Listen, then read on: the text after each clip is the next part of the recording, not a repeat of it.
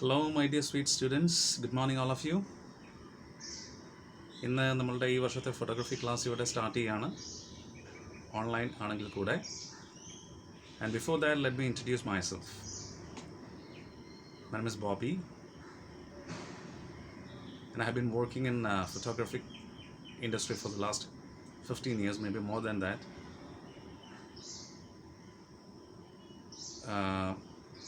Fashion ഫോട്ടോഗ്രാഫറായിട്ടും industrial ഫോട്ടോഗ്രാഫറായിട്ടും അതുപോലെ വൈൽഡ് ലൈഫ് ഫോട്ടോഗ്രാഫറായിട്ടും ഞാൻ വർക്ക് ചെയ്യുന്നുണ്ട്. എനിക്ക് ഏറ്റവും ഇഷ്ടപ്പെട്ടത് വൈൽഡ് ലൈഫ് നേച്ചർ ഫോട്ടോഗ്രാഫിയാണ്. നിങ്ങളേറെയും വിശദമായിട്ട് പരിചയപ്പെടാനൊരു സൗകര്യമെന്നില്ല, കാരണം ഇന്നത്തെ സിറ്റുവേഷൻ അങ്ങനെയാണ്. ക്ലാസ്സിൽ വരുമ്പോൾ കോളേജ് തുറന്ന് നമ്മളുടെ ക്ലാസ് സ്റ്റാർട്ട് ചെയ്ത് നമ്മളുടെ ഫിസിക്കൽ പ്രസൻസ് അപ്പുറവും ഇപ്പുറവും ഉണ്ടാകുമ്പോൾ നമുക്ക് വിശദമായിട്ട് പരിചയപ്പെടാം. അപ്പോൾ നമ്മളുടെ സബ്ജക്റ്റ് എന്ന് പറയുന്നത് ഫോട്ടോഗ്രഫി എന്ന് പറയുന്നൊരു സംഗതി, ആ ഒരു കലയെ ഇഷ്ടപ്പെടാത്തതായിട്ട് എനിക്ക് തോന്നുന്നില്ല. ലോകത്തിൽ ആരെങ്കിലും ഉണ്ട് എന്നെനിക്ക് തോന്നുന്നില്ല. ഒരു 90% ആൾക്കാർക്കും ഫോട്ടോഗ്രഫി എന്ന് പറയുന്നത് വളരെ ഇഷ്ടമുള്ളൊരു സംഗതിയാണ്. പക്ഷെ ആർക്കും തന്നെ അതിൽ വളരെ ഡെപ്തിലുള്ള അറിവ് ഉണ്ടെന്ന് എനിക്ക് തോന്നുന്നില്ല. അവിടെയാണ് ഈ കോഴ്സിൻ്റെ പ്രാധാന്യം. ഒരാൾ ഒരു ഫോട്ടോഗ്രാഫർ ആകാൻ ആഗ്രഹിക്കുന്നു, അല്ലെങ്കിൽ അത് അയാളുടെ പ്രൊഫഷൻ അല്ലെങ്കിൽ കൂടെ ഒരു രസത്തിന് വേണ്ടി ഫോട്ടോഗ്രാഫി ചെയ്യാൻ ആഗ്രഹിക്കുന്നു എന്നുണ്ടെങ്കിൽ തന്നെ ഫോട്ടോഗ്രാഫിയെ പറ്റി ഒരുപാട് നമ്മൾ അറിഞ്ഞിരിക്കേണ്ടതുണ്ട്. നല്ലൊരു ഇമേജ്, നല്ലൊരു പിക്ചർ നമുക്ക് ക്രിയേറ്റ് ചെയ്യണമെന്നുണ്ടെങ്കിൽ, നല്ലൊരു ഫോട്ടോ എടുക്കണമെന്നുണ്ടെങ്കിൽ ടെക്നിക്കലായിട്ടുള്ള ഒരുപാട് വശങ്ങൾ നമ്മൾ പഠിച്ചിരിക്കണം. ഈ കോഴ്സിൻ്റെ പ്രാധാന്യം വരുന്നത് ആ ഭാഗത്താണ്. സാധാരണ ഒരു ക്യാമറ മേടിച്ച് ഫോട്ടോ എടുക്കുന്നത് പോലെയല്ല ഫോട്ടോഗ്രാഫി പറ്റി അറിയാവുന്ന, ക്യാമറയുടെ ടെക്നിക്കൽ സൈഡ് അറിയാവുന്ന ഒരാൾ ഫോട്ടോ എടുക്കുമ്പോൾ സംഭവിക്കുന്നത്. ഇപ്പോഴത്തെ ലേറ്റസ്റ്റ് ഹൈടെക് ക്യാമറാസിൽ എങ്ങനെ ഫോട്ടോ എടുത്താലും ഫോട്ടോ പതിയും. അതിന് പല മോഡ്സ് ഉണ്ട്. മാനുവലുണ്ട്, പ്രോഗ്രാമുണ്ട്, ഷട്ടർ പ്രയോറിറ്റി ഉണ്ട്, ആപ്പർച്ചർ പ്രയോറിറ്റി ഉണ്ട്, അങ്ങനെ ഒരുപാട് മോഡ്സ് ഉണ്ട്. ഇതിലൊക്കെ ഇട്ട് കഴിഞ്ഞിട്ടുണ്ടെങ്കിൽ ഫോട്ടോ നമുക്ക് കിട്ടും. പക്ഷേ പലപ്പോഴും മൈന്യൂട്ടായിട്ടുള്ള അതിൻ്റെ ബ്യൂട്ടി നമുക്ക് നഷ്ടപ്പെടുകയാണ് പതിവ്. അതേസമയത്ത് ഫോട്ടോഗ്രാഫിയെക്കുറിച്ച് അറിയാവുന്ന ഒരാളെടുക്കുമ്പോൾ, ടെക്നിക്കലായിട്ട് അറിയാവുന്ന ഒരാളെടുക്കുമ്പോൾ ആ ന്യൂനതകളെല്ലാം പരിഹരിച്ചിട്ടാണ് അയാൾ ഒരു ഫ്രെയിം സെറ്റ് ചെയ്യുന്നത്. അപ്പോൾ നിങ്ങളെല്ലാവരും ഫോട്ടോഗ്രാഫിയിൽ ഇൻട്രസ്റ്റഡ് ആണ് എന്ന് ഞാൻ അനുമാനിക്കുന്നു. അതുകൊണ്ടാണല്ലോ നിങ്ങൾ ഈ കോഴ്സിന് വന്നത് തന്നെ. അപ്പോൾ ഇന്ന് നമ്മൾ പറയാൻ പോകുന്നൊരു സംഗതി എന്ന് പറഞ്ഞാൽ ബേസിക് ആയിട്ടുള്ള കുറച്ച് സംഗതികളാണ്. ഫോട്ടോഗ്രാഫിയുടെ ബേസിക് ആയിട്ടുള്ള കുറച്ച് സംഗതികളും, അതുപോലെ തന്നെ ഈ ഫോട്ടോഗ്രാഫി വന്ന വഴി നമ്മൾ അറിയണ്ടേ. വന്ന വഴി നീ മറക്കരുത് എന്നാണ് നമ്മളുടെയൊക്കെ അച്ഛനും അമ്മയൊക്കെ പലപ്പോഴും പറയാറുണ്ട്. നമ്മളെന്തെങ്കിലും തെറ്റ് ചെയ്യുമ്പോഴും വന്ന വഴി നീ മറക്കരുതെന്ന്. അപ്പം ഈ ഫോട്ടോഗ്രാഫിയിൽ ഇത്രയും അഡ്വാൻസ്ഡ് ആയിട്ടുള്ള ഒരു ഫെസിലിറ്റി നമ്മളുടെ മുന്നിൽ ഇന്ന് ഇരിക്കുമ്പോൾ, ഫോട്ടോഗ്രാഫിക്ക് വേണ്ടി നമ്മളുടെ മുന്നിൽ നിന്ന് ഇരിക്കുമ്പോൾ, ഇത് ക്യാമറയാകട്ടെ, ലൈറ്റ് ആവട്ടെ, വേറെ എന്ത് സംഗതിയാകട്ടെ, നമ്മൾ പഴയ ചരിത്രം മറന്നു പോകരുത്. വളരെ ബുദ്ധിമുട്ടി ഫോട്ടോ എടുത്തൊരു പഴയ ചരിത്രമുണ്ട് ഫോട്ടോഗ്രാഫിയൊക്കെ തുടങ്ങിയ കാലത്ത് അന്നത്തെ ഫോട്ടോഗ്രാഫേഴ്സിന്. അപ്പോൾ അത് നമ്മൾ ഒരിക്കലും മറക്കാൻ പാടില്ല. അവരെയൊക്കെ പൂവിട്ട് നമ്മൾ പൂജിക്കണം. അതിലേക്ക് കൂടുതലായിട്ട് നമ്മൾ ഇറങ്ങിച്ചെന്ന് അതിനെപ്പറ്റി അറിഞ്ഞു തുടങ്ങുമ്പോൾ നമ്മളൊക്കെ വിചാരിക്കേണ്ട, ദൈവമേ, അന്നത്തെ ഫോട്ടോഗ്രാഫേഴ്സിനെയൊക്കെ സമ്മതിച്ചേ മതിയാവുള്ളൂ എന്നുള്ളത്. അപ്പം അതിനെപ്പറ്റി കുറച്ചൊക്കെ നമ്മൾ അറിഞ്ഞിരിക്കണം. അപ്പം ഇന്നത്തെ ക്ലാസ്സിൽ ഞാൻ കുറച്ചൊക്കെ അതിനെപ്പറ്റി നിങ്ങളോട് വിശദീകരിക്കാനായിട്ടാണ് ആഗ്രഹിക്കുന്നത്. കൂടുതൽ ഡെപ്തിൽ പോകാതെ അതിനെപ്പറ്റി ഫസ്റ്റ് ക്ലാസ്സിൽ അതിനെപ്പറ്റി വിശദീകരിക്കുക എന്നുള്ളതാണ്. അപ്പോൾ എപ്പോഴും ഞാൻ ചോദിക്കുന്ന ഒരു ചോദ്യമുണ്ട്. എവിടെ പോയാലും, ഇപ്പോൾ ഒരു സെമിനാറൊക്കെ ഞാൻ കണ്ടക്ട് ചെയ്യാൻ പലപ്പോഴും പോകാറുണ്ട്. അപ്പോഴൊക്കെ ഞാൻ ചോദിക്കുന്നുണ്ട്, ഇതിനെപ്പറ്റി ആഗ്രഹമുള്ള ഒരാൾ എന്ന നിലയ്ക്ക് എൻ്റെ മുന്നിലിരിക്കുന്ന ഒരാളോട് ചോദിക്കുന്ന ചോദ്യം, അത് ഞാൻ എൻ്റെ സ്വീറ്റ് സ്റ്റുഡൻസിനോട് ഇന്ന് ചോദിക്കുകയാണ്. What is the meaning of photography? ഒരാൾ ഒരു പ്രത്യേകിച്ച് ഫോട്ടോഗ്രാഫി പഠിക്കാൻ വന്നിരിക്കുന്ന നിങ്ങൾ അറിഞ്ഞിരിക്കേണ്ട ഒരു സാധനമാണ് what is the meaning of photography. അത് അതിൽ തന്നെയുണ്ട്, എൻ്റെ മീനിങ് അതിൽ തന്നെയുണ്ട്. ക്ലാസ്സിലായിരുന്നെങ്കിൽ ഞാൻ ഓരോരുത്തർ എഴുന്നേറ്റ് നിർത്തി ചോദിച്ചാണ് ഇപ്പോൾ എന്താണ് what is the meaning of photography എന്ന്. അതിൽ തന്നെയുണ്ട്, ആ പേരിൽ തന്നെ ഫോട്ടോഗ്രഫി എന്ന ആ പേരിൽ തന്നെയുണ്ട് അതിൻ്റെ മീനിങ്. ഫോട്ടോ എന്ന് പറഞ്ഞാൽ എന്താണ്? ഫോട്ടോ എന്ന് പറഞ്ഞാൽ ലൈറ്റ്. ഗ്രാഫ് എന്ന് പറഞ്ഞാൽ ചിത്രീകരിക്കുക, എഴുതുക, രചിക്കുക, ഇതൊക്കെയാണ് ഗ്രാഫ് എന്ന് പറയുന്നതിൻ്റെ അർത്ഥം. അപ്പോൾ ലൈറ്റിനെ, അതായത് വെളിച്ചത്തെ ചിത്രീകരിക്കുന്ന പ്രക്രിയയ്ക്കാണ് ഫോട്ടോഗ്രഫി എന്ന് പറയുന്നത്. വളരെ സിമ്പിൾ അല്ലേ? ഡയറക്റ്റായിട്ട് തന്നെ നമ്മൾ യൂസ് ചെയ്യുന്ന പദത്തിൽ തന്നെ ഫോട്ടോഗ്രഫി എന്ന പദത്തിൽ തന്നെ അതിൻ്റെ ആൻസറും ഉണ്ട്. ലൈറ്റിനെ രചിക്കുകയാണ്. അപ്പം എങ്ങനെ ഈ ലൈറ്റിനെ രചിക്കുന്നത്? അപ്പോൾ എന്താണ് ഈ ലൈറ്റ് എന്നുള്ളതിനെ പറ്റി മറ്റൊരു ചോദ്യം. ക്ലാസ്സിലാണെങ്കിൽ ഞാൻ നേരത്തെ പറഞ്ഞ പോലെ ഓരോരുത്തരെയും എഴുന്നേൽപ്പിച്ച് നിർത്തി ഞാൻ ചോദിച്ചേനെ. കാരണം ഇതൊക്കെ നമ്മൾ കൊച്ചു ക്ലാസ്സിൽ പഠിക്കുന്നതാണ്. ഫിസിക്സിലൊക്കെ പഠിച്ചിട്ടുണ്ട്, വാട്ട് ഈസ് ലൈറ്റ് എന്ന് പഠിച്ചിട്ടുണ്ട്. ഈ ഫിസിക്സിൽ പണ്ട് പഠിക്കുമ്പോൾ ഈ വാട്ട് ഈസ് ലൈറ്റ് എന്നതിൽ എനിക്ക് അന്നും ഉണ്ടായിരുന്ന ഒരു സംശയം. എനിക്ക് ഈ ശാസ്ത്രത്തോട് കുറച്ച് താല്പര്യം കൂടുതലായിരുന്നതുകൊണ്ട് അന്ന് ഞാനൊക്കെ പഠിച്ചതെന്താണെന്ന് വെച്ചിട്ടുണ്ടെങ്കിൽ, സ്വയം പ്രകാശിക്കുന്ന ഒരു വസ്തുവിൽ നിന്നും പുറപ്പെടുന്ന അതിസൂക്ഷ്മമായ ഭാരമില്ലാത്ത കണികയാണ് പ്രകാശം എന്നാണ് പഠിച്ചിരുന്നത്. അന്ന് ഞാൻ ടീച്ചറിനോടൊരു ചോദ്യം ചോദിച്ചിരുന്നു, ടീച്ചർ ഇതൊരു കണികയാണെന്നുണ്ടെങ്കിൽ എങ്ങനെയാണ് ഈ കണിക ഒരു ഗ്ലാസിനെ തുളച്ച് അപ്പുറത്തേക്ക് പോകുന്നത്? പ്രകാശം നമ്മൾ ടോർച്ച് അടിക്കുകയാണെങ്കിൽ ഒരു ഗ്ലാസ്സിലൂടെ അത് തുളച്ച് അപ്പുറത്തേക്ക് പോകുന്നുണ്ട്. അപ്പോൾ ഈ ഗ്ലാസ് തന്മാത്രകൾ എന്ന് പറഞ്ഞാൽ ഏറ്റവും കൂടുതൽ അടുത്തിരിക്കുന്ന തന്മാത്രകളുടെ കൂട്ടത്തിലുള്ള ഒരു ഗ്രൂപ്പ് ഓഫ് മോളിക്യൂൾസ് ആണ് ഗ്ലാസ്സിനുള്ളത്. അപ്പം ഇതിന് ഒരു ഡാമേജും ഉണ്ടാകാതെ എങ്ങനെ അത് പോകുന്നു, മറുപുറം കടന്നു പോകുന്നു എന്ന് ചോദിച്ചു. അപ്പോൾ അതിലൊരു തന്മാത്ര അല്ലെങ്കിൽ കണിക എന്നുള്ള പദപ്രയോഗം തെറ്റല്ലേ എന്ന് ചോദിച്ചു. അപ്പോൾ എൻ്റെ ടീച്ചർ എന്നോട് പറഞ്ഞു, എടാ ഇതൊക്കെ വിവരമുള്ളവർ എഴുതി വെച്ചിരിക്കുന്ന ശാസ്ത്രജ്ഞന്മാരൊക്കെ പണ്ട്, നീ അവരെയൊന്നും ചോദ്യം ചെയ്യാനായിട്ടില്ല, മനസ്സിലായില്ലേ? അതുകൊണ്ട് അവിടെ ഇരുന്നോ എന്ന് പറഞ്ഞു. എന്നെ അവിടെ ഇരുത്തും. പക്ഷേ എന്നാലും എൻ്റെ മനസ്സിലിങ്ങനെ കടന്നിരുന്നു, ഇതെങ്ങനെയാണ് ഇങ്ങനെ. പക്ഷേ ഇന്നും ശാസ്ത്രത്തിന് ഒരു കൃത്യമായിട്ടുള്ളൊരു ഡെഫിനിഷൻ പ്രകാശത്തെക്കുറിച്ച് കൊടുക്കാനായിട്ട് സാധിച്ചിട്ടില്ല. ഇപ്പോഴും ഇതെന്താണ് എന്നുള്ളത് പലപ്പോഴും പരീക്ഷണങ്ങളും നിരീക്ഷണങ്ങളും നിഗമനങ്ങളും ഒക്കെ ആയിട്ട് ഇപ്പോഴും ശാസ്ത്രലോകം പോവാണ്. പക്ഷെ ഒരു വാസ്തവമുണ്ട്, ലൈറ്റ് എന്ന് പറയുന്നത്, വാട്ട് ഈസ് ലൈറ്റ് എന്നുള്ള ചോദ്യത്തിന് ഇറ്റ്സ് എൻ ഇലക്ട്രോമാഗ്നറ്റിക് റേഡിയേഷൻ. അത് ആണ് ലൈറ്റ്. അത് വാസ്തവമാണ്. It's an electromagnetic radiation.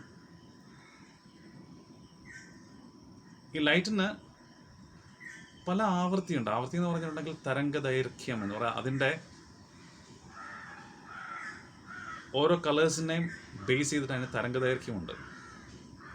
റെഡിനാണ് ഏറ്റവും കുറവ് തരംഗദൈർഘ്യം. അതുകൊണ്ട് ഏറ്റവും തരംഗദൈർഘ്യം കുറയുമ്പോൾ അതിന് പവർ കൂടുന്നു, അതിന് സഞ്ചരിക്കാനുള്ള ശേഷി കൂടുന്നു, ഒരുപാട് ദൂരം സഞ്ചരിക്കാനുള്ള ശേഷി കൂടുന്നു. തരംഗദൈർഘ്യം ഏറ്റവും കൂടുതലുള്ളതിന് ഒരുപാട് ദൂരം സഞ്ചരിക്കാനുള്ള ശേഷി കുറവാകുന്നു, അത് വിസരിച്ചു പോകുന്നു. ഏറ്റവും തരംഗദൈർഘ്യമുള്ള ലൈറ്റ് അല്ലെങ്കിൽ കളർ ലൈറ്റ് അത് വിസരിച്ചു പോകുന്നു. അപ്പോൾ നമ്മളുടെ മനുഷ്യന് നമ്മൾ എല്ലാം പറയുന്നുണ്ട്, ഞാനെല്ലാം കാണുന്നുണ്ട്. നമ്മളെല്ലാം കാണുന്നുണ്ടോ? ഒരിക്കലും കാണുന്നില്ല എന്നാണ് പറയുന്നത്. നമ്മളുടെ വിഷ്വൽ റേഞ്ചിന് പ്രാപ്യമായിട്ടുള്ള തരംഗദൈർഘ്യമുണ്ട്. ശരിക്കും പറഞ്ഞാൽ 380 തൊട്ട് 750 വരെ ഉള്ള ന്യൂട്ടൺ മീറ്ററാണ്. അത് വേവ് ലെങ്ത്. അതിൻ്റെ ന്യൂട്ടൺ മീറ്റർ 380 തൊട്ട് 750 വരെ ആണെങ്കിൽ മാത്രമേ നമുക്ക് ആ വസ്തുവിനെ കാണാനായിട്ട് സാധിക്കുകയുള്ളൂ. ഒരു വസ്തുവിൽ തട്ടി വരുന്ന പ്രകാശത്തിൻ്റെ തരംഗദൈർഘ്യം 380 തൊട്ട് 750 ന്യൂട്ടൺ മീറ്റർ വരെ ആണെങ്കിൽ മാത്രമേ നമുക്ക് ആ സാധനത്തിനെ കാണാൻ സാധിക്കുകയുള്ളൂ. അതിൽ കുറവോ അതിൽ കൂടുതലോ ആണെങ്കിൽ അത് നമ്മളുടെ വിഷ്വൽ കേപ്പബിലിറ്റിക്ക് അതീതമായിരിക്കും. അതേസമയത്ത് ഏറ്റവും കൂടുതൽ അഹങ്കരിക്കുന്ന മനുഷ്യൻ, ഞാനാണ് ഏറ്റവും ഉത്തമൻ എന്ന് പറഞ്ഞ് അഹങ്കരിക്കുന്ന മനുഷ്യൻ്റെ 10 മടങ്ങ് കാഴ്ചശക്തിയുള്ള ഒരുപാട് ജീവികളുണ്ട്. പക്ഷികൾ, അതുപോലെ തെർമൽ ഇമേജ് മാത്രം ആസ്പദമാക്കി ഇര പിടിക്കുന്ന നമ്മളുടെ പാമ്പ് വർഗ്ഗങ്ങൾ, കളർ എന്ന് പറഞ്ഞൊരു സാധനം പോലും എന്താണെന്ന് തിരിച്ചറിയാൻ വയ്യാത്ത രീതിയിൽ രൂപകൽപ്പന ചെയ്ത കണ്ണുമായി നടക്കുന്ന പശു തുടങ്ങിയ നാൽക്കാലി മൃഗങ്ങൾ, ഇവരൊക്കെ പല രീതിയിലുള്ള വിഷ്വൽ മെക്കാനിസം ഉൾക്കൊള്ളുന്നവരാണ്. അപ്പോൾ ഞാനിവിടെ പറഞ്ഞു വരുന്നത്, ലൈറ്റാണ് ഫോട്ടോഗ്രഫിക്ക് ആധാരം. ലൈറ്റ് അല്ലെങ്കിൽ നമുക്ക് ഫോട്ടോഗ്രഫി ചെയ്യാനായിട്ട് സാധിക്കില്ല. അപ്പം ഞാനിപ്പോൾ പറയുന്നുണ്ട്, എല്ലാ പ്രാവശ്യം പറയുന്ന പോലെ, ഞാനിപ്പോൾ ഒരു സെമിനാറൊക്കെ നടത്തുവാണെങ്കിൽ പറയുന്ന പോലെ, ഏറ്റവും സീക്രട്ടായിട്ടുള്ളൊരു ജോബാണ് ഫോട്ടോഗ്രഫി എന്ന് പറയുന്നത്. അതിനുദാഹരണം ഞാൻ പറയുന്നത്, ഏറ്റവും വലിയ വാസ്തവം എന്ന് പറയുന്നത്, നമുക്കറിയാം സമയം എന്ന് പറഞ്ഞൊരു പുഴ പോലെയാണ്. പുഴയ്ക്ക് ഒരു രീതിയിലുള്ള ഒഴുക്കുണ്ട്, സമയത്തിനും ഒഴുക്കുണ്ട്. സമയം ഒഴുകിക്കൊണ്ടേയിരിക്കും. പുഴയുടെ ഒഴുക്കിനെ നമുക്ക് തടയാനായിട്ട് സാധിക്കും. ഒരു ഡാം കെട്ടിയാൽ മതി. ഒരു ഡാം അതിനെതിരെ പണിതാൽ, അതിൻ്റെ കുറുകെ പണിതാൽ പുഴയുടെ ഒഴുക്ക് നമുക്ക് തടയാനായിട്ട് സാധിക്കും. പക്ഷെ സമയത്തെ പിടിച്ചു കെട്ടാൻ സാധിക്കുമോ? ഇല്ല, അത് ഒഴുകിക്കൊണ്ടേയിരിക്കും. പക്ഷേ സമയത്തെ പിടിച്ചു കെട്ടാൻ സാധിക്കില്ലേ എന്നൊരു ചോദ്യം ചോദിച്ചാൽ, സാധിക്കില്ലേ എന്ന് നമ്മളൊന്ന് ആലോചിക്കും, അല്ലേ? ആർക്ക് സാധിക്കും എന്ന് നമ്മൾ ചോദിക്കും. ഇന്ന് നമ്മൾ ഈ പ്രപഞ്ചത്തിൽ നമ്മളുടെ ഓരോ സെക്കൻഡ്സും, ഓരോ പെർ സെക്കൻഡ്സും, ഓരോ നാനോ സെക്കൻഡ്സും കടന്നു പോകുന്നത്, മാക്രോ സെക്കൻഡ്സ് കടന്നു പോകുന്നത് ഇനി ഒരിക്കലും തിരിച്ചു വരില്ല. ആ മാക്രോ സെക്കൻഡ്സിൽ സംഭവിച്ച ഒന്നും ഇനി എത്ര കാലം പ്രപഞ്ചമുണ്ടോ അത്രയും കാലം തിരിച്ചു വരില്ല. ഒരു വെള്ളത്തുള്ളി തെറിക്കുന്നു, അല്ലെങ്കിൽ ഒരു ഡ്രോപ്പ് താഴെ വീണ് അത് ചിതറിത്തെറിക്കുമ്പോൾ അതിൻ്റെ ഓരോ തുള്ളിയും, ചിതറിത്തെറിക്കുന്ന ഓരോ തുള്ളിയും എടുക്കുന്ന ഒരു ഫോർമേഷനുണ്ട്. ആ ഫോർമേഷൻ ആ ഒരു പെർ സെക്കൻഡിൽ മാത്രം സംഭവിക്കുന്നതാണ്. ഓരോ പെർ സെക്കൻഡിൽ സംഭവിച്ചുകൊണ്ടിരിക്കുന്ന ആ ഫോർമേഷൻ്റെ വ്യതിയാനങ്ങളൊക്കെ ഒരിക്കലും ഇനി ഈ പ്രപഞ്ചം എത്ര കാലമുണ്ടോ അത്രയും കാലം തിരിച്ചു വരില്ല. അത് സംഭവിച്ചു, തിരിച്ചുപോയി.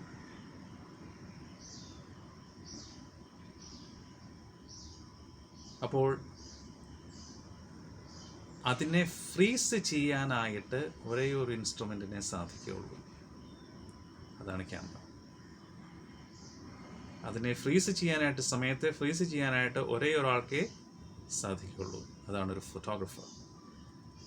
ഇപ്പോൾ നിങ്ങളൊക്കെ സുന്ദരന്മാരാണ്, ചെറുപ്പമാണ്, സൗന്ദര്യമുണ്ട്.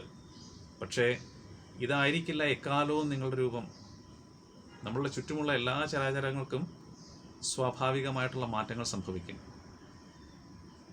ഇനി നിങ്ങൾ ഒരു കല്യാണം കഴിച്ചു, നിങ്ങളുടെ കുട്ടികളായി, പേരക്കുട്ടികളായി, അങ്ങനെയൊക്കെ ഇരിക്കുമ്പോൾ ഒരു പേരക്കുട്ടി ചോദിക്കും, അപ്പൂപ്പൻ ഇങ്ങനെയായിരുന്നു പണ്ട് എന്ന് ചോദിക്കും, അല്ലെങ്കിൽ അമ്മൂമ്മ ഇങ്ങനെയായിരുന്നു പണ്ട് വരുന്നത്.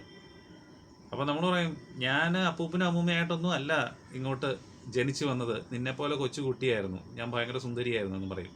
അപ്പോൾ കൊച്ചുകുട്ടികൾ ഉവ്വ, എൻ്റെ അത്ര സൗന്ദര്യമൊന്നും കാണുമായിരുന്നു എന്ന് എനിക്ക് തോന്നുന്നില്ല എന്ന് പറയും.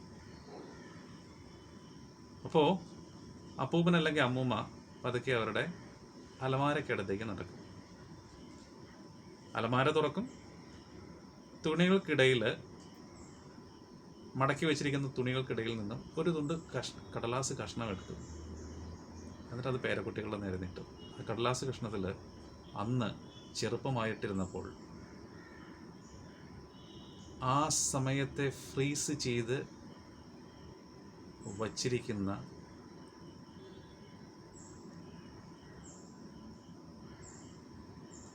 ഒരു ഫോട്ടോ എന്ന് നമ്മൾ വിളിക്കുന്ന, അല്ലെങ്കിൽ ഒരു ചിത്രം നമ്മൾ അവരെ കാണിക്കും. അതിൽ അന്നത്തെ നിങ്ങളുടെ സമയം ഫ്രീസ് ചെയ്ത് വെച്ചിരിക്കുന്ന തുണ്ട് പേപ്പറിൽ.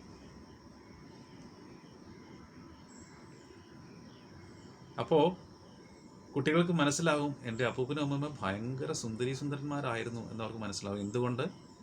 ആ പഴയ കടന്നുപോയ കാലത്തെ ഒരു സെക്കൻഡോ അല്ലെങ്കിൽ ഒരു പെർ സെക്കൻഡോ അല്ലെങ്കിൽ ഒരു മാക്രോ സെക്കൻഡോ ക്യാമറ എന്ന ഉപകരണം ഫ്രീസ് ചെയ്ത് നിങ്ങൾക്ക് വേണ്ടി എന്നും സൂക്ഷിച്ചു വെച്ചിരിക്കുന്നു.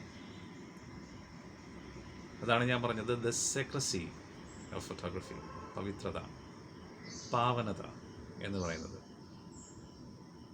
ഇത് മനസ്സിലാക്കി കഴിയുമ്പോഴാണ് എത്രത്തോളം ഇമ്പോർട്ടൻ്റ് ആണ് ഫോട്ടോഗ്രാഫി ഇന്നത്തെ വേൾഡിൽ എന്നുള്ളത് നമുക്ക് മനസ്സിലാക്കാൻ സാധിക്കുന്നത്. നമ്മൾ ഇന്ന് ലോകം കാണുന്നതൊക്കെ 99% ക്യാമറയിലൂടെയാണ്, ക്യാമറ എടുത്ത പിക്ചേഴ്സിലൂടെയാണ്. അപ്പോൾ എപ്പോഴും ഫോട്ടോഗ്രാഫിയെ നമ്മൾ ഇഷ്ടപ്പെടുക, ഫോട്ടോഗ്രാഫി ചെയ്യാനായിട്ട് നമ്മളെന്നും ആഗ്രഹിക്കുക. ഇനി നമുക്ക് ടെക്നിക്കലായിട്ടുള്ളൊരു കുറച്ച് വശങ്ങൾ കൂടെ ഒന്ന് നോക്കാം ഫോട്ടോഗ്രാഫി. ഇതിപ്പോൾ ആമുഖമായിട്ട് ഞാനൊന്ന് പറഞ്ഞു വെച്ചതാണ്, ഫസ്റ്റ് ക്ലാസ് ആയതുകൊണ്ട്. അപ്പം ടെക്നിക്കലായിട്ടുള്ള വശത്തേക്ക് നമ്മൾ കിടക്കുമ്പോൾ എന്നാണ് ഫോട്ടോഗ്രാഫി എന്ന് പറയുന്നൊരു കോൺസെപ്റ്റ് മനുഷ്യൻ്റെ മനസ്സിൽ വന്നത് എന്നുള്ളത് നമ്മളൊന്ന് ആലോചിക്കണം അല്ലേ. എന്നായിരിക്കും ഇത് വന്നത്? ഇന്ന് ഈ 2020 നമ്മൾ ഡിജിറ്റൽ ക്യാമറകളുമായിട്ട് അങ്ങോട്ടും ഇങ്ങോട്ടും ഓടി നടന്ന് ഫോട്ടോസ് എടുക്കുകയാണ്. പക്ഷെ ഇത് ഈ ഒരു കൺസെപ്റ്റ് ഒരാളുടെ മനസ്സിൽ വരേണ്ടതായിരിക്കുമല്ലോ വർഷങ്ങൾക്ക് മുമ്പ്. ഇത് സംഭവിച്ചത് 1490-ലാണ്. ലിയനാർഡോ ഡാവിഞ്ചിയാണ് ഈ ഫോട്ടോഗ്രാഫി എന്ന് പറയുന്നൊരു സംഗതി അല്ലെങ്കിൽ ആ സംഗതിയെക്കുറിച്ച് ആദ്യമായിട്ട് ആലോചിച്ച വ്യക്തി എന്നാണ് ചരിത്രരേഖകളിൽ പറയുന്നത്. ഇപ്പോൾ ക്യാമറ ഒബ്സ്ക്യൂറ എന്ന് പറഞ്ഞിട്ടുള്ളൊരു മെത്തേഡാണ് അദ്ദേഹം വികസിപ്പിച്ചെടുത്തത്. Camera Obscura. So what is camera Obscura? Light ഒരു ലെൻസിലൂടെയോ ഒരു ചെറു സുഷിരത്തിലൂടെയോ കടന്നു പോകുമ്പോൾ it comes under the process of refraction. എന്താ റിഫ്രാക്ഷൻ എന്ന് പറയുന്നത്? റിഫ്രാക്ഷൻ എന്ന് പറയുന്നത് എന്താ? നേരത്തെ പറഞ്ഞ പോലെ തന്നെ ഓരോരുത്തർ എഴുന്നേൽപ്പിച്ച് നിർത്തി ഞാൻ ചോദിച്ചേനെ, കൊച്ചു ക്ലാസ്സിലെ സയൻസ് ബുക്കുകളിലൊക്കെ നമ്മൾ ഒരുപാട് വായിച്ചതാണ് റിഫ്രാക്ഷൻ എന്താണെന്നുള്ളത്. സാറൊന്നുമില്ല, ഞാൻ ക്ലാസ് നമുക്ക് തുടങ്ങുമ്പോൾ ഞാൻ ചോദിച്ചോളാം കേട്ടോ. അപ്പം എല്ലാവരും ഒന്ന് പ്രിപ്പയർ ആയിട്ട് പോരെ, ഒന്ന് പ്രിപ്പയർ ചെയ്ത് പോരെ, ഒന്ന് പ്രിപ്പയർഡ് ആവണം. ഓക്കെ, അപ്പോൾ when the light passes through a lens or a pinhole, it comes under the process of refraction and it creates the image, the optical image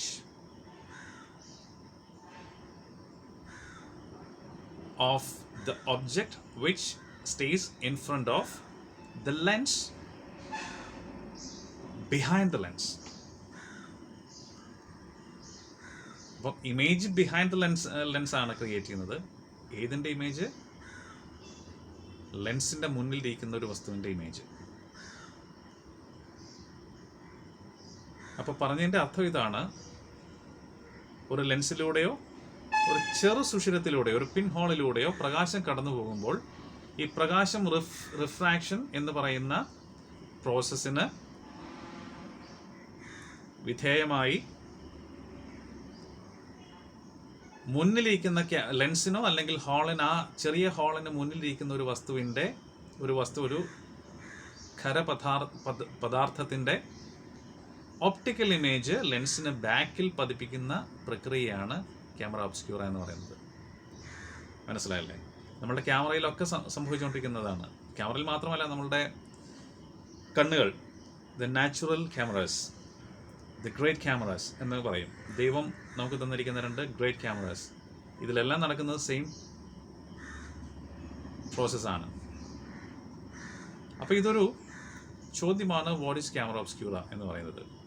പ്രകാശം ഒരു ലെൻസിലൂടെയോ അല്ലെങ്കിൽ ഒരു ചെറു സുഷിരത്തിലൂടെയോ കടന്നു പോകുമ്പോൾ അത് റിഫ്രാക്ഷന് വിധേയമായി ലെൻസിന് മുന്നിലിരിക്കുന്ന ഒരു വസ്തുവിൻ്റെ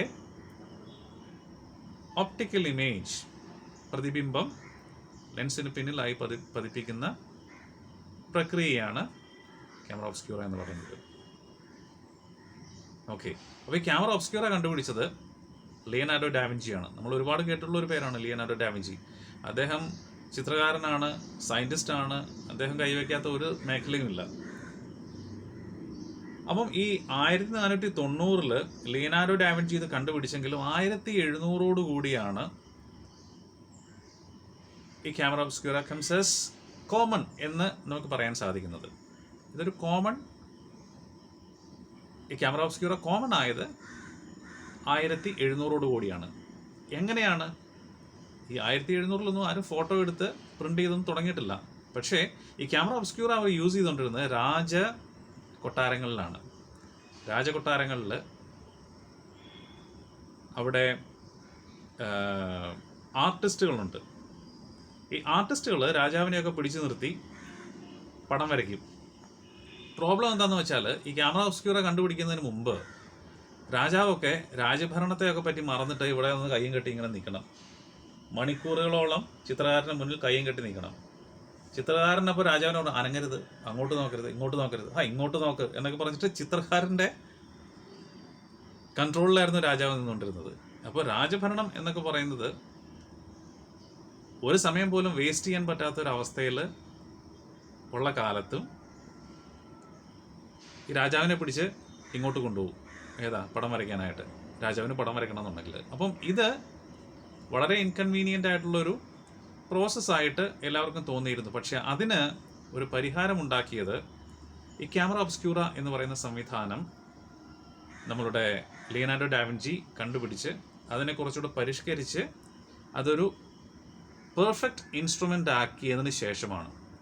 രാജാവിനെ പിടിച്ചു നിർത്തി മുന്നിൽ പന്തമൊക്കെ കത്തിച്ച് വെച്ച് വേണ്ട ലൈറ്റൊക്കെ കൊടുത്തു കഴിയുമ്പോഴേക്കും ഈ പ്രതിബിംബം, രാജാവിൻ്റെ പ്രതിബിംബം ഭിത്തിയിൽ പതിയും. ഭിത്തിയിൽ പതിയുമ്പോൾ ചിത്രകാരന്മാർ പെട്ടെന്ന് രാജാവിൻ്റെ ഔട്ട്ലൈൻ വരച്ചിടും. പിന്നീട് രാജാവിനോട് പൊക്കോളാൻ പറയും. വേണ്ട സംഗതികളൊക്കെ ഷെയ്ഡും അതുപോലെ ലൈറ്റും എല്ലാം മാർക്ക് ചെയ്ത് ഒരു പെർഫെക്റ്റ് ഇല്ലസ്ട്രേഷൻ ഉണ്ടായി കഴിഞ്ഞിട്ട് രാജാവിനോട് പൊക്കോ, ഇനി ഞാൻ പെയിൻറ് ചെയ്തോളാം എന്ന് പറയും. അപ്പോഴേക്കും രാജാവിന് പെയിൻറ്ററുടെ മുന്നിൽ സ്പെൻഡ് ചെയ്യേണ്ട സമയം കുറഞ്ഞു. അപ്പോൾ അങ്ങനെ വന്നു കഴിഞ്ഞപ്പോഴത്തേക്കും ക്യാമറ ഒബ്സ്ക്യൂറ എന്ന് പറയുന്നത് കൊള്ളാമല്ലോ, നല്ലൊരു സംഗതിയാണല്ലോ എന്ന് എല്ലാവരും ചിന്തിക്കാൻ തുടങ്ങി. അങ്ങനെ സകലമാന രാജകൊട്ടാരങ്ങളിലും ഈ ക്യാമറ ഒബ്സ്ക്യൂറ യൂസ് ചെയ്തുകൊണ്ട് രാജാവിൻ്റെയും പത്നിയുടെയും മറ്റ് മന്ത്രിമാരുടെയും അങ്ങനെ വലിയ ഉന്നതന്മാരായിട്ടുള്ള രാജസദസ്സിൽ ഉന്നതന്മാരായിട്ടുള്ള ആൾക്കാരുടെയൊക്കെ പടം വരച്ചു തുടങ്ങി. ഇനി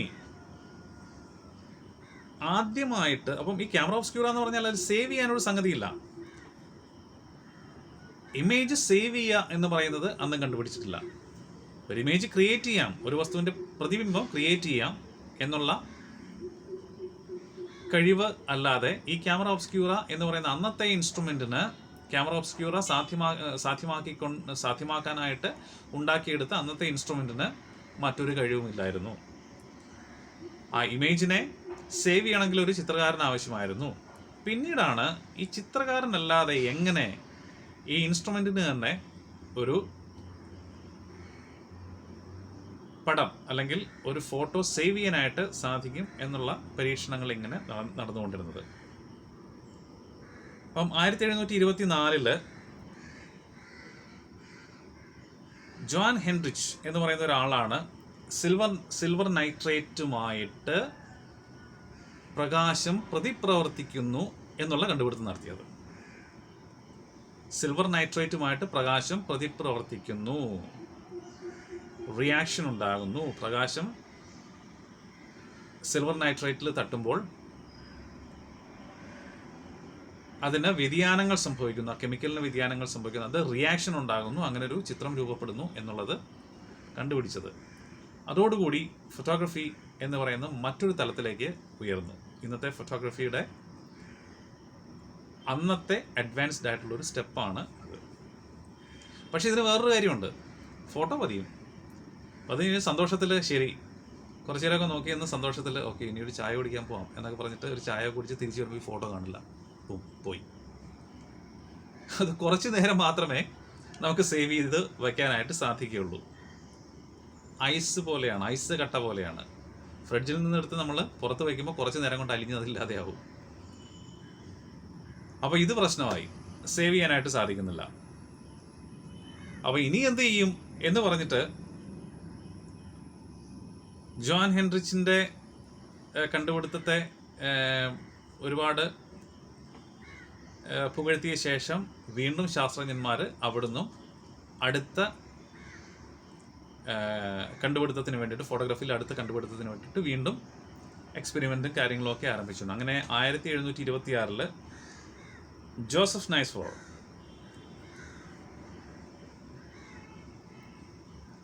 അദ്ദേഹമാണ് ഹെലിയോഗ്രാഫി എന്ന് പറയുന്നൊരു സാധനം ഇൻട്രൊഡ്യൂസ് ചെയ്യുന്നത്. ഇപ്പോൾ ഹീലിയോഗ്രാഫി എന്ന് പറയുന്നത് ശരിക്കും ഹീലിയോഗ്രാഫിയാണ്, ഹെലിയോഗ്രാഫി അല്ല ഹീലിയോഗ്രാഫി എന്നാണ് നമ്മൾ സാധാരണ ഉച്ചരിക്കുന്നത്. അപ്പം അദ്ദേഹമാണ് ആദ്യത്തെ ഒരു ഫോട്ടോഗ്രാഫ്, ലോകത്ത് ആദ്യമായിട്ട് നമുക്ക് സേവ് ചെയ്യാൻ പറ്റുന്ന, സേവ് ചെയ്ത് വയ്ക്കുന്ന ഒരു ഫോട്ടോഗ്രാഫ് എടുത്തത്, ജോസഫ് നൈസ്ഫോർ. പക്ഷേ ഒരു പ്രശ്നമുണ്ടായിരുന്നു, ഇവിടെയും ഒരുപാട് പ്രശ്നങ്ങളുണ്ട്. പണ്ട് രാജാവ് അനുഭവിച്ച അതേ പ്രശ്നങ്ങൾ ഇവിടെ ഉണ്ടായിരുന്നു. ഒരു ചിത്രകാരൻ വരയ്ക്കുന്ന നേരം അത്രയും വേണ്ടെങ്കിലും ക്യാമറയ്ക്ക് മുന്നിൽ അനങ്ങാതെ ശ്വാസം വിടാതെ ഇതേപോലെ നേരങ്ങളോളം നിൽക്കണം. 10 മിനിറ്റ് തൊട്ട് 7 മിനിറ്റ് വരെ, അല്ലെങ്കിൽ 7 മിനിറ്റ് തൊട്ട് 5 മിനിറ്റ്സ് വരെ നമ്മൾ ക്യാമറയ്ക്ക് മുന്നിൽ അനങ്ങാതെ നിൽക്കണം. അപ്പം അനങ്ങാതെ നിൽക്കുമ്പോൾ ചെറിയൊരു നമ്മളിങ്ങനെ ബ്രീത്ത് ചെയ്യുന്നത് പോലും ചിലപ്പോൾ ഇമേജിനെ നാശമാക്കി കളയാം, ഷെയ്ക്കായി പോകാം. അതുകൊണ്ട് തന്നെ അന്നത്തെ ആൾക്കാർ ചെയ്തു, ഒരു സ്റ്റാൻഡൊക്കെ ഉണ്ടാക്കി ചേർത്ത് നിർത്തി കെട്ടിവെക്കുന്ന പോലെ തല കഴുത്തിൻ്റെ ഇവിടെ ഒരു ക്ലിപ്പ്, ഇവിടെ ഇങ്ങനെ ഒരു ക്ലിപ്പ് ചെയ്യും, ഒരു ക്ലിപ്പ് ഇങ്ങനെ ഇടും. അപ്പോൾ കഴുത്തിങ്ങനെ ചേർന്നിരിക്കും, അപ്പോൾ തല ഇങ്ങനെ ചേർത്ത് വയ്ക്കാം. അങ്ങനെ നേരങ്ങളോളം നിൽക്കും. പക്ഷെ ഇതെല്ലാം വളരെ ഇൻകൺവീനിയൻ്റ് ആയിട്ടുള്ള ഒരു സംഗതിയായിരുന്നു. അപ്പം അതുകൊണ്ട് തന്നെ നമ്മൾക്ക് കാണാൻ സാധിക്കും, പണ്ട് എടുത്തിരിക്കുന്ന ഫോട്ടോസിലൊന്നും ആൾക്കാർ ചിരിയില്ല, വളരെ ഗൗരവമാണ്. ഇങ്ങനെ നിൽക്കൂ, നോ ചിരി. അപ്പം ഇതിൻ്റെ വാസ്തവം എന്താന്ന് വെച്ചാൽ ഇത്രയും നേരം ചിരിച്ചുകൊണ്ട് നിൽക്കാൻ പറ്റില്ല എന്നുള്ളതായിരുന്നു. ഇങ്ങനെ ചിരിച്ചുകൊണ്ടൊരു 10 മിനിറ്റ് അതേപോലെ തന്നെ ചിരിച്ചുകൊണ്ട് നിൽക്കുക എന്ന് പറയുന്നത് ഒരിക്കലും സാധിക്കില്ലാത്ത സംഗതിയാണ്. ഒരേ റേഷ്യോയിൽ നമുക്ക് ചിരിക്കാൻ പറ്റില്ല ഇത്രയും നേരം. അതുകൊണ്ടാണ് എല്ലാവരും ഗൗരവത്തിൽ തന്നെ നിന്നുകൊണ്ടിരിക്കുന്നത്. അപ്പം അതിനുശേഷം ലൂയിസ് ഡാഗ്വറെ എന്ന് പറയുന്ന ഒരാളാണ് ആദ്യത്തെ പ്രാക്ടിക്കൽ ഫോട്ടോഗ്രാഫി എന്ന് പറയുന്ന സംഗതി ഇംപ്ലിമെൻ്റ് 1833 ലൂയിസ് ഡാഗ്വറെ പ്രാക്ടിക്കൽ ഫോട്ടോഗ്രാഫി എന്ന് പറയുന്ന ഒരു സാധനം ഇംപ്ലിമെൻ്റ് ചെയ്ത്. അതിൽ അദ്ദേഹം ചെയ്തതെന്നറിയോ, നെഗറ്റീവ് പ്രോസസ്സ് ചെയ്യാനായിട്ട് കണ്ടുപിടിച്ചു. നമ്മളുടെ ഫിലിം ക്യാമറയൊക്കെ യൂസ് ചെയ്യുമ്പോൾ നെഗറ്റീവാണ് നമുക്ക് ആദ്യം കിട്ടുന്നത്, പോസിറ്റീവ് അല്ല. നെഗറ്റീവിൽ നിന്നാണ് നമ്മൾ പോസിറ്റീവ് എടുക്കുന്നത്. അപ്പം ഈ നെഗറ്റീവ് പ്രോസസ്സിങ് ആദ്യമായിട്ട് ഇൻട്രൊഡ്യൂസ് ചെയ്തത് ഈ ലൂയിസ് ഡാഗ്വറെ എന്ന് പറയുന്ന ആളാണ്.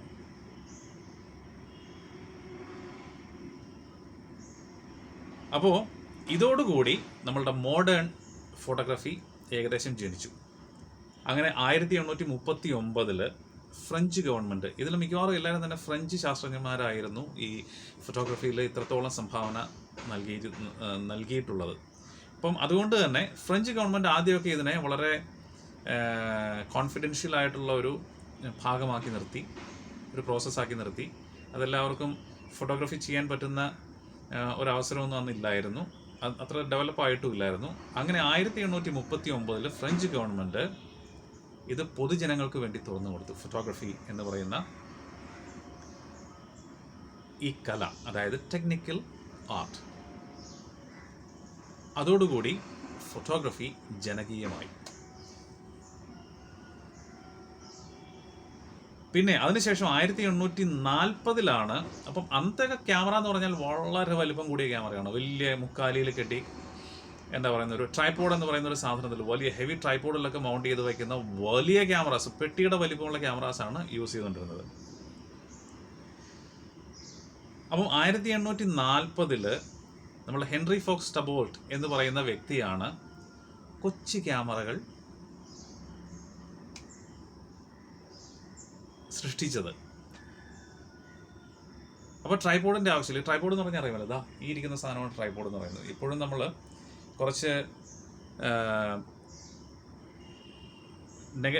എന്താ പറയുന്നത്, റിവേഴ്സ് സ്പീഡ് ഫോട്ടോഗ്രാഫി, അതായത് ഷട്ടർ സ്പീഡിൽ നമ്മളിപ്പോൾ ബൾബ് സെറ്റ് ചെയ്തൊക്കെ എടുക്കുമ്പോൾ നമ്മൾ എപ്പോഴും hand held photography is not possible. അപ്പോൾ അതുകൊണ്ട് നമ്മൾ എന്ത് ചെയ്യും, ചെറിയ ഷട്ടർ സ്പീഡൊക്കെ ഉള്ളപ്പോൾ നമ്മളൊരു ട്രൈപോഡിൽ ഫിക്സ് ചെയ്തിട്ടാണ് നമ്മൾ എടുക്കുന്നത്. അപ്പോൾ ഈ ട്രൈപോഡ് പണ്ടൊക്കെ എല്ലാ ക്യാമറകൾക്കും വേണമായിരുന്നു, കാരണം അതിൻ്റെ ഭാരമാണ് പ്രശ്നം. അപ്പോൾ ഇദ്ദേഹം ഈ ഹെൻറി ഫോക്സ് ടബോൾട്ട് ചെറിയ ക്യാമറകൾ കണ്ടുപിടിച്ചു. അതോടുകൂടി ഈ ക്യാമറ യഥേഷ്ടം എവിടെ വേണമെങ്കിലും കൊണ്ടു നടക്കാവുന്ന രീതിയിലാക്കി. അപ്പോൾ അതിലും നെഗറ്റീവ് പ്രോസസ്സിംഗ് ആണ് യൂസ് ചെയ്തിരുന്നത്. അപ്പോൾ ഇത്രത്തോളം ചരിത്രം ഫോട്ടോഗ്രാഫിക്കുണ്ട് എന്ന് മനസ്സിലാക്കുമ്പോൾ തന്നെയാണ് നമ്മൾക്ക് എന്തായിരുന്നു ഫോട്ടോഗ്രാഫി, എത്രത്തോളം പരിശ്രമം ഇതിന് ഈ ഒരു ഫോട്ടോഗ്രാഫി എന്ന് പറയുന്ന ഈ ഒരു ടെക്നിക്കൽ കല വികസിപ്പിച്ചെടുക്കുന്നതിന് എത്രത്തോളം പരിശ്രമം പിന്നിലുണ്ടായിരുന്നു ആൾക്കാരുടെ എന്ന് നമ്മൾ മനസ്സിലാക്കുന്നത്. അപ്പോഴാണ് ഒരു റെസ്പെക്റ്റ് നമുക്ക് ഈ കലയോട് വരുന്നത്. ഇന്ന് കാണുന്ന നമ്മൾ അനുഭവിക്കുന്ന ഈ സുഖ സൗകര്യങ്ങൾ, ഫോട്ടോഗ്രാഫിയിൽ നമ്മൾ അനുഭവിക്കുന്ന ഈ സുഖ സൗകര്യങ്ങൾ നമ്മൾക്കുണ്ടാക്കി തരാനായിട്ട് ഒരുപാട് ശാസ്ത്രജ്ഞർ അവരുടെ വിയർപ്പൊഴുക്കിയിട്ടുണ്ട്. പലരും അവരുടെ ജീവിതം മൊത്തം ഇതിനൊഴിഞ്ഞു വെച്ച് ഒരു സംഗതി കണ്ടുപിടിക്കുന്നതിന് മുമ്പ് അല്ലെങ്കിൽ എന്തെങ്കിലും ഒന്ന് കണ്ടുപിടിച്ച് മരിച്ചു പോയവരുമുണ്ട്. അവരെവിടെ നിന്നോ അവിടെ നിന്ന് അവരുടെ പരീക്ഷണ നിരീക്ഷണങ്ങൾ തുടർന്ന് കൊണ്ടുപോയിട്ടുള്ള മറ്റ് യുവശാസ്ത്രജ്ഞന്മാരും ലോകത്തുണ്ടായിട്ടുണ്ട്. അങ്ങനെയാണ് നാം ഇന്ന് കാണുന്ന ഫോട്ടോഗ്രാഫി എന്ന് പറയുന്ന ഈ നൂതനമായ സാങ്കേതിക വിദ്യയുടെ പിൻബലത്തോടുകൂടി നമ്മൾ ഇന്ന് ചെയ്യുന്ന ഈ അവസ്ഥയിലേക്ക് നമ്മൾ എത്തിപ്പെട്ടത്. സോ അടുത്ത ക്ലാസ്സിൽ നമ്മൾ കുറച്ചുകൂടെ ഇതിൻ്റെ ബാക്കി ഭാഗങ്ങൾ കുറച്ചുകൂടെ നമുക്ക് വിശദമായിട്ട് ചർച്ച ചെയ്യാം. അപ്പോൾ ഇന്നത്തെ ക്ലാസ് ഇവിടെ അവസാനിക്കുകയാണ്. ഈ ക്ലാസ് 2 or 3 പ്രാവശ്യം നിങ്ങളൊന്ന് കേൾക്കണം. അതിനുശേഷം ഞാൻ പറഞ്ഞതിൽ എന്തൊക്കെ പോയിന്റ്സ് ആണ് ഞാൻ പറഞ്ഞത് എന്നുള്ളത് നിങ്ങളൊന്ന് മനസ്സിൽ കുറിച്ച് വയ്ക്കുക. Okay, so see you. Bye.